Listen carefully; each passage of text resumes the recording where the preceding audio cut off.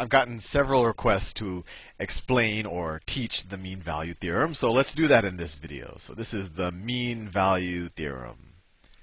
Mean value theorem. And I have mixed feelings about the mean value theorem. It's kind of neat, but what you'll see is it might not be obvious to prove, but the intuition behind it is pretty obvious. And the reason why I have mixed feelings about it is that even though, as you'll hopefully see, the theorem, as you'll hopefully see, the intuition is pretty obvious, but they stick it in the math books, and people are just trying to learn calculus and get to what matters, and then they put the mean value theorem in there, and they have all of this function notation, and they have all of these words, and it just confuses people. So hopefully this video will clarify that a little bit, and I'm curious to see what you think of it. So let's see, what does the mean value theorem say? Let me draw some axes. I'll do a visual explanation first. Mean value theorem. I think this calls for magenta. So that's my x-axis. This is my y-axis. And let's say I have some function f of x. Some function f of x. So let me draw my f of x. Oh, that's as good as any. And this is some function f of x. And I'm going to put a few conditions on f of x. F of x has to be continuous, and differentiable. And I know a lot of you probably differentiable get intimidated when you hear these words. It sounds like, you know, what a mathematician would say, and it sounds very abstract. All continuous means is that the curve is connected to itself as you go along it. And here, the conditions are over a closed interval. This is another very mathy term you'll see. So they'll often say on a closed interval from A to B. All that means is an interval. Let's say A is the low point. Let's say this is A. We don't know what number that is. That could be -5 or who knows. And let's say this is B right here. Let me make B right here. Let's say that's B. So when people talk about a closed interval, defined on a closed interval, that means that the function needs to be defined at every number between A and B, and the function needs to be defined at A and at B. If they said over an open interval between A and B, that means that it's only defined at every value between A and B, but not necessarily at A and B. So it has to be continuous, differentiable, and let's say it's defined over the closed interval, and this is just the notation for it, A, B. So that means it has to be defined at all of the x values from A to B, including A and B. If it was an open interval, you would write it like this. You would write A and B. That means an interval for all the numbers between A and B, but not including those. So let's ignore that for now. So, back to the mean value theorem. So you know hopefully what continuous means. Let me draw here a function that's not continuous. So a function that's not continuous would look like this. It would go like this, and then it would start up here. And go like that, right? So this would be an example of a function, and let's say this, you know, same axes. Let me draw it in a different color. If that was our y, no, that's not a good. If that was our y-axis, and that was our x-axis, just to give you a reference of what I drew. So if the function, you know, is continuous, and then it jumps.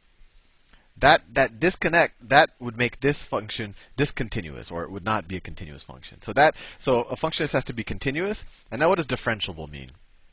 Differentiable means that at every point over the interval that we care about, you have to be able to find the derivative.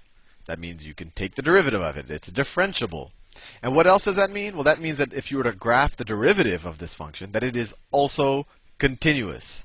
And I'll let you think about that for a second. And actually, in this video, I'm going to show you an example of a function that is continuous, but not differentiable, and because of that, the mean value theorem breaks down. But anyway, let's get back to the mean value theorem. Most of the functions we deal with satisfy all three of these things. Unless you're doing limit problems, then they try to make these things break down. But anyway, back to the function. So this function meets all of these requirements. So all it says is, if I were to take the average slope between point A and point B, so what is the slope, the average slope between point A and point B? Well, slope is just rise over run, right? So what is it? So let me see if I can draw the average slope. So the run would be this distance. That'd be the run, right? And this would be the rise. So this is the point right here. That's the point A, f of A. Over here, this is the point B, f of B. So what's the average slope between A and B? Well, it's rise over run. So what's the rise? What's this distance? How much have we gone up from f of A to f of B? Well, the rise over the rise will just be f of B, this height, f of B minus f of A, f of B minus f of A. And what's the run? What's this distance? Well, it's just B minus A. B minus A. And if I were to draw a line that has that average slope, it would look something like this. We could make it go through those 2 points, but it really doesn't have to. So let me do it in a blue. Blue. So that's the average slope between those 2 points, right? So what does the mean value theorem tell us? It says if f of x is defined over this closed interval from a to b, and f of x is continuous and is differentiable, that you can take the derivative at any point, that there must be some point c. There has to be some point c. Some point c where f prime of c is equal to this thing. So is equal to f prime of c. I shouldn't have written it here. So what is that telling us? So all that's telling us is if we're continuous, differentiable, defined over the closed interval, that there's some point c. Oh, and c has to be between a and b. There's some point between a and b, and it could be at one of the points, but there's some point c where the derivative at c, or the slope at c, or the instantaneous slope at c, is exactly equal to the average slope over that interval. So what does that mean? So we could look at it visually. Is there any point along this curve where the slope looks very similar to this average slope we calculated? Well, sure. Let's see. It looks like maybe this point right here, just the way I drew it. This is very inexact. But that point looks like the slope. I could say that the slope is something like that right there. So we don't know what analytically this function is, but visually you can see that at this point c, the derivative. So I just picked that point. So this could be our point c. And how do we say that? Well, because f prime of c is this slope, and it's equal to the average slope. So f prime of c is this thing, and it's going to be equal to the average slope over the whole thing. And this curve actually probably has another point where the slope is equal to the average slope. Let's see, this one looks like right around there. Just the way I drew it. Looks like the slope there could look something like, could be parallel as well. These lines should be parallel. The tangent line should be parallel.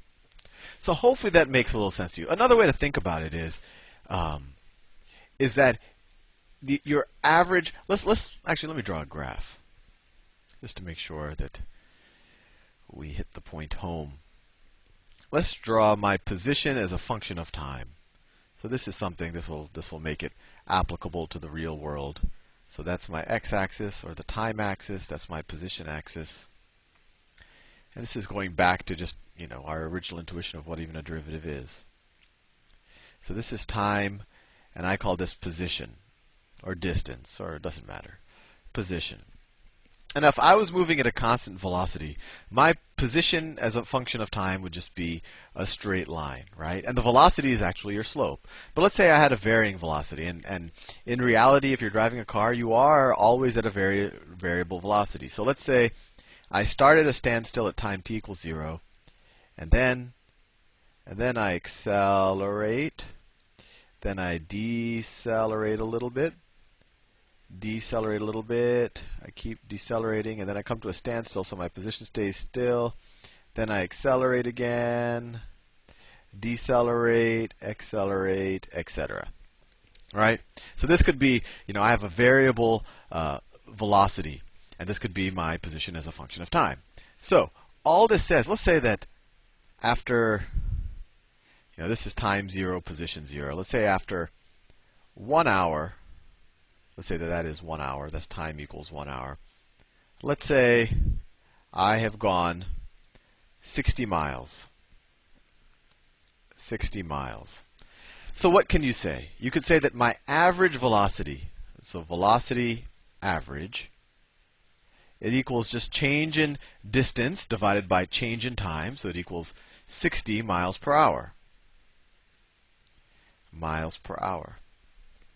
So what the mean value theorem says is, okay, your average velocity, so you could almost view it as the average slope between this point and this point was 60. If your average velocity was 60 miles per hour, there was some point in time, maybe more, but there was at least one point in time where you were going exactly 60 miles per hour. And that makes sense, right? If you average 60 miles per hour, maybe you're going 40 miles per hour at some other point, but at some point you went 80, and in between you had to be going 60 miles per hour. So let me see if I could draw that graphically. So this slope is my average velocity, and the way I drew it, there's probably 2 points. Let's see, probably right around here. I was probably going 60 miles per hour. The slope is probably 60 there. The instantaneous velocity probably there as well. So before I leave, let's do this analytically, just to I guess work with numbers.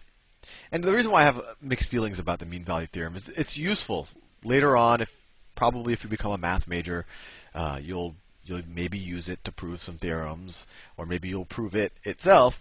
But if you're just applying calculus for the most part, you're not going to be using the mean value theorem too much. But anyway, if you got to know it, you got to know it. And it tells you something else about the world, so it's interesting that way.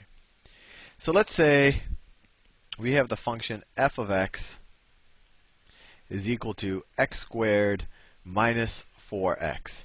And the interval that I care about here is the closed interval, so I'm including 2, from 2 to 4. Now, the mean value theorem tells us that if this function is defined on this interval, and it is, right? We could put any number. The domain of this is actually all real numbers. I could put any number here, so obviously it's going to be defined over this interval. But so it's defined over the interval. This is continuous. This is differentiable. You could take the derivative, and the derivative is continuous.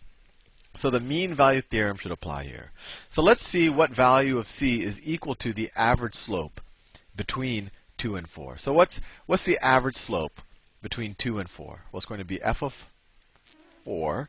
So the change in the function, f of 4 minus f of 2, divided by the change in x, so 4 minus 2. So this is equal to the average slope. So f of 4 is 16 minus 16, right? So that's 0. Let me make sure that. 4 times 4, 16. Minus 4 times 4, 16, right? Minus f of 2. F of 2 is 2 squared is 4, right? And then minus 4 times 2. So minus 8. Let me make sure I have that right. 4 minus 8, right? All of that over 2. And so this equals minus 4, so this equals 4 over 2. So the average slope from x is equal to 2 to x is equal to 4 is 2. And now the mean value theorem tells us that there must be some point that's between these two, maybe including one of those, where the slope at that point is exactly equal to 2. Let's figure out what point that is. That's c. Let's take the derivative, because the derivative at c is going to be equal to 2, so we just take the derivative. So let's say f prime of x is equal to 2x minus 4. And we want to figure out at what x value does this equal 2. So we say 2x minus 4 is equal to 2. Where does the slope equal 2?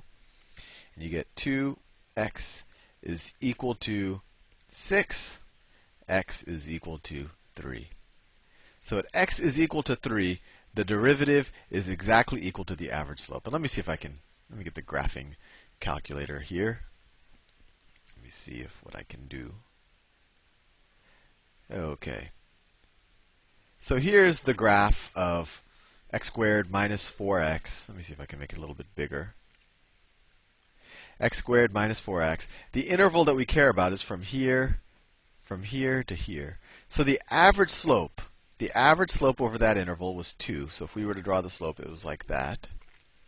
the slope would look like that. And at the point 3, the slope is exactly 2. So let me actually draw it. This isn't too hard to draw for myself. Let me see. So if that's the x-axis, I want that graph out of the way. That's the y-axis. So the graph goes through the point 0, 0. I want to draw this as neatly as possible. Nope, that's not neat. So the graph, it goes something like this, and then dips up, and then it goes like that. And then it actually keeps going straight up like that. It's a parabola. So this is the point 4. The point 2 is here. And at 2, we're at negative 4. So the vertex is at the point 2 minus 4. So what we said is the average slope over, so the closed interval that we care about between 2 and 4, it's from 2 here to 4 here. That's the interval, 2 to 4. The average slope is 2. It doesn't look like it, only because I've kind of compressed the y-axis. And we're saying at the point x is equal to 3, the slope is equal to exactly that. So at x is equal to 3, the slope is equal to the same thing. That's all the mean value theorem is. I know it sounds complicated. People talk about continuity and differentiability and f prime of c and all of this. But all it says is there's some point between these 2 points where the instantaneous slope, or the slope exactly at that point, is equal to the slope between these 2 points. Hope I didn't confuse you.